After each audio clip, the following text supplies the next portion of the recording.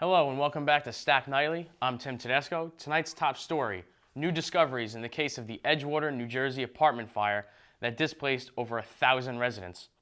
Law enforcement is now saying that the workers who sparked the fire did not just wait to call 911, but they did not call 911 at all. Instead, they called their supervisor after failing to extinguish the flames, which ended up delaying emergency personnel's response by 15 minutes. Residents claim that they did not take it serious when the alarms began ringing because the alarm system tends to malfunction quite often. Police Chief William Skidmore said the fire spread quickly due to the building's lightweight construction, a major concern to firefighters nationwide. The building, however, was up to code. The fire reached nationally known fire news websites and has many departments calling for legislation that addresses the issues and dangers with lightweight construction. Thankfully, there was no loss of life in this fire. That's all the updates we have for you right now. We're going to continue and stay with this story as time progresses.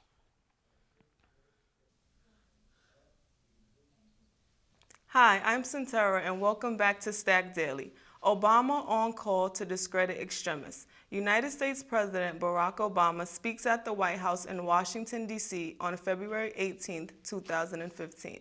President Obama will call for nations around the world to stand together and discredit the voices of violent extremism today at a conference with representatives from 60 countries. Obama is expected to tell delegates at a White House summit on violence extremism that the fight against groups like the Islamic State cannot be won with military fight alone. We must stand united internationally and here at home, Obama wrote in a Los Angeles Times opinion piece foreshadowing the speech expected later today. I am Santera, and thanks for tuning in. Take care, America.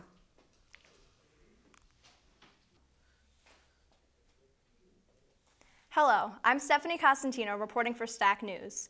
This winter has seen record-breakingly low temperatures, and over the course of the past 4 weeks, the northeastern coast of the United States has been pounded with snow, and it doesn't seem to stop. This past weekend, the New York City area saw temperatures as low as 3 degrees, the coldest it's been since January of 2004.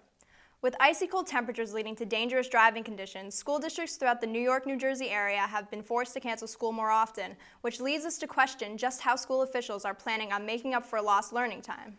Some schools have seen as much as 8 snow days, and officials are considering whether or not to take days away from vacation or extend school semesters. Weather officials are predicting yet another winter storm for this weekend, and while experts are saying these temperatures will be warmer than previous storms, there is still an expectancy of snow and ice. As far as school cancellation goes, officials will have to use their better judgment as to whether or not to make the call. That's all we have for today. I'm Stephanie Costantino reporting for Stack News. Stay safe in these winter weather conditions. Hi, I'm Angelica Covino. The latest controversy in the NFL isn't occurring on the field, but off the field. Domestic violence among players and their loved ones have been occurring more and more in recent years. Video released from TMZ showing the Baltimore Ravens running back Ray Rice in an altercation with his wife in an elevator has sparked conversation. Also, Minnesota Vikings running back Adrian Peterson spanked his 4-year-old son with a tree branch because of an argument the child had with another sibling. Both deemed as family abuse, the running backs have voiced public apologies. The investigation continues as NFL Commissioner Roger Goodell and personnel take a look at altering the domestic violence policy and what the consequences should be. A newly edited version of the policy will be released that, quote, strengthens the league's ability to punish players involved in domestic violence cases. The real question is, will the Ravens take Rice back? How about the Vikings and Peterson? I'm Angelica Covino. Thanks for tuning in.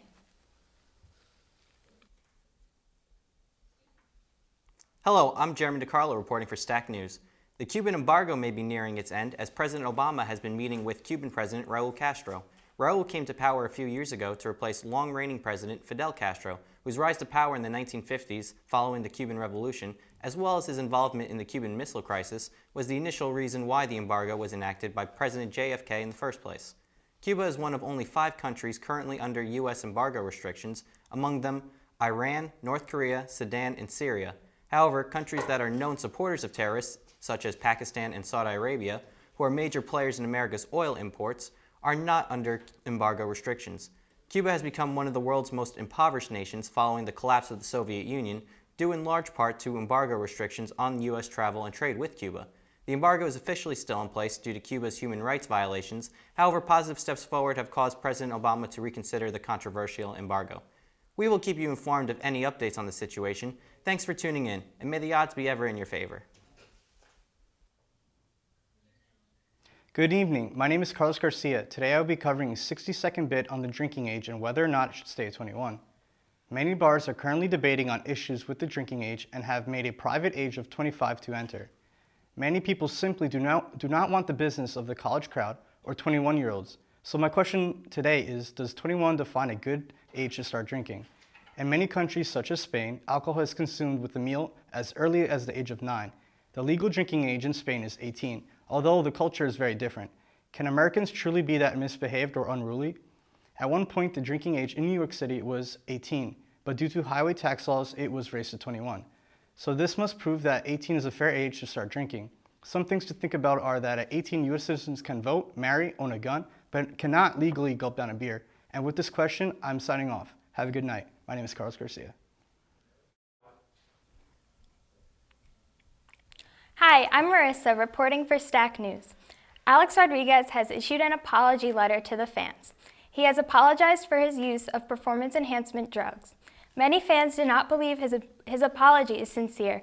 However, it appears that Alex just wants to do his job and help the Yankees have a successful season.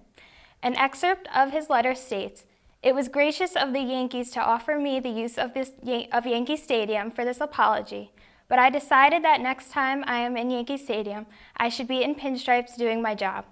Alex seems like he has the desire to play the game of baseball and to put anything negative in the past. Alex was issued the longest suspension in the league for PED use.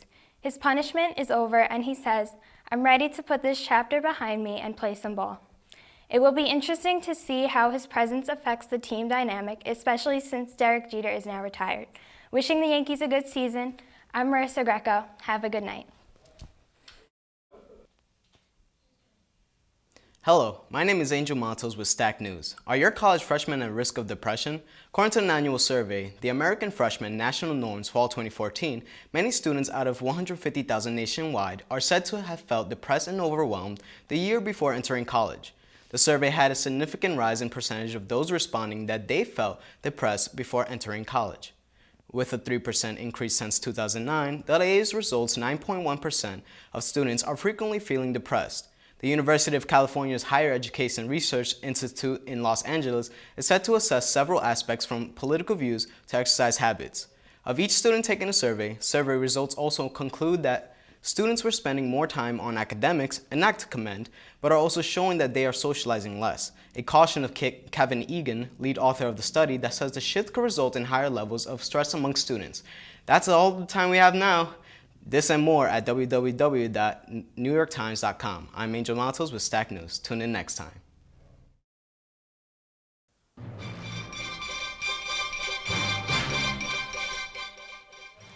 Hi, I'm Lauren Morales, and welcome back to Stack News. 40,000 plus Instagram followers, several credited blog deals, and 21 years old. If you love to eat, laugh, and visit the best city in the world, pull out your cell phones and follow @NYC Dining on Instagram. Praise Foodie for eating and making anything and everything without gaining a single pound. Delaware native Skylar Burchard attended NYU and combined her two loves of food and journalism to begin her blog about 2 years ago. To date, she is averaging 453 followers a week, and you thought you were popular if you got over 100 likes on your pictures. With insight to the best foods in the boroughs comes great do-it-yourself videos. Subscribe to Food by Skylar to see behind the scenes in an NYC staple, Joe's Pizza, how bugs taste, and secret restaurants with 50 items on the menu. If you're bored with eating at Panera Bread because you just don't know where else to go and don't care for the taste of desserts out of the box, get adventurous and take advantage of the city only 30 minutes from Stack. It's NYC Dining for the best eats in the Big Apple. For Stack News, I'm Lauren Morales.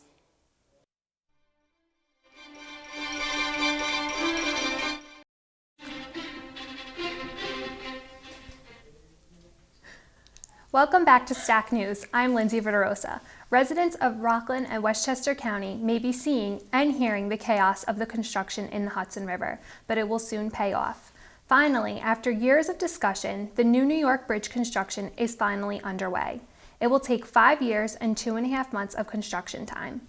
The northern span is scheduled to open in December of 2016, while the southern span is scheduled to open in April of 2018. The bridge will offer 8 lanes plus an emergency vehicle lane and breakdown lanes for each direction. The new New York Bridge is designed to last 100 years before any major structural maintenance is required, with the biggest hope to bring an easier and safer commute to drivers. There will also be a 3.1-mile-long shared path for pedestrians and bicycles. While on this path, one will have beautiful views of the Hudson Valley. This has been Lindsay Verderosa with STAC News. Have a good night.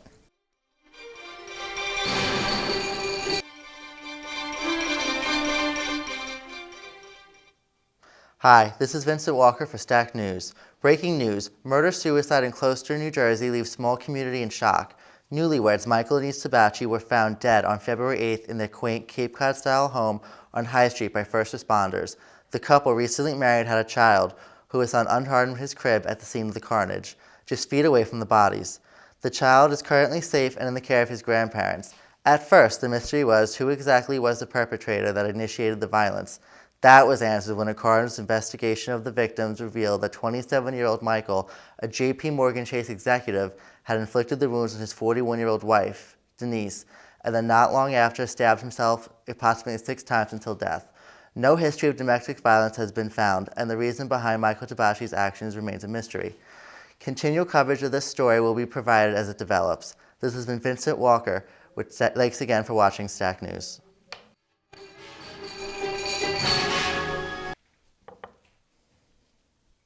Good afternoon, I'm Brendan Dolan and welcome to Stack Talk. The Barclays Center was selected to host games in the first weekend of the 2016 NCAA tournament, the site selection committee had announced on Monday. The 6 games will be played March 18th and 20th of 2016 and will be the first tournament games ever played in Brooklyn.